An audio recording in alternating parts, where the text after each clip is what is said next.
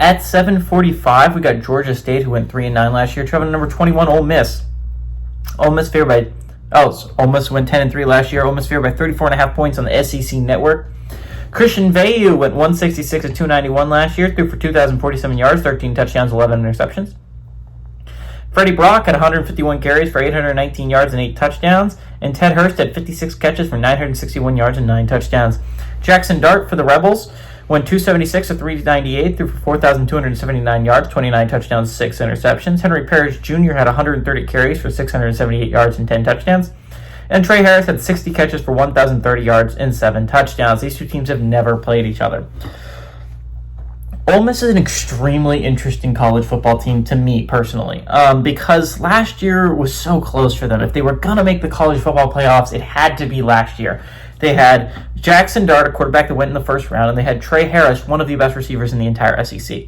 And yet, what did they do with this opportunity? They squandered it by losing to 4-8 Kentucky and 7-5 Florida. 4-8 Kentucky, by the way, at home. You can excuse losing on the road to 7-5 Florida, and you can excuse losing on the road to 8-4 LSU. Those are both excusable losses. Losing at home to one of the worst teams in the SEC, outside of Mississippi State, they were the worst, is inexcusable. You cannot lose at home to 4-8 Kentucky, and they did.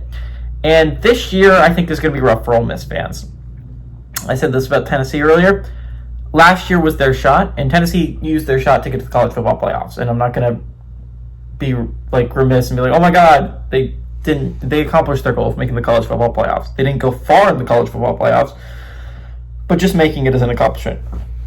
Ole Miss did not make the college football playoffs last year, and I think that's going to be something that they regret for a very, very long time.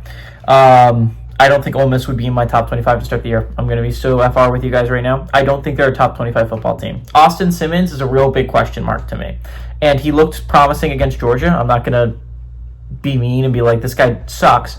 But do I have the same level of faith that he's going to win as many games as Jackson Dart did? No. Maybe in a couple years, maybe next year, we could be talking about Ole Miss and be like, Austin Simmons is really good. He could lead his team to the college football playoffs. But you're telling me in the loaded SEC, and I understand that I'm not even the biggest SEC guy, but it's a deep conference. And the fact is that if you're going to try and beat the guys at the top, if you're going to beat the Georgias and the Texases and the Alabamas of the world, right, you have to have a quarterback that is really good. And the fact is, I don't know about Austin Simmons yet. Until he's proven it to me, I can't put Ole Miss in my top 25. Georgia State is a much worse football team than Ole Miss, and they should be beaten handily. I say should because Georgia State last year should have gotten beaten handily by Vanderbilt. That was a solid Vanderbilt team last year, and Georgia State beat them. Now, that was at Georgia State. This time they're going on the road. I think Ole Miss will win. I think they will win handily by like 21 or 28, but you're asking me to put 34.5 points on this team that has so many question marks to me. I just can't do it. When Georgia State brings back Veilleux, they bring back Hurst, and while they might not be an explosive team that's going to compete for a Sun Belt title, this was a team that beat Vanderbilt last year, and I can't look at this team and be like, this team is going to lose by more than 34.5 points, which is why I like Georgia State to cover here, but I like Ole Miss to win it at home.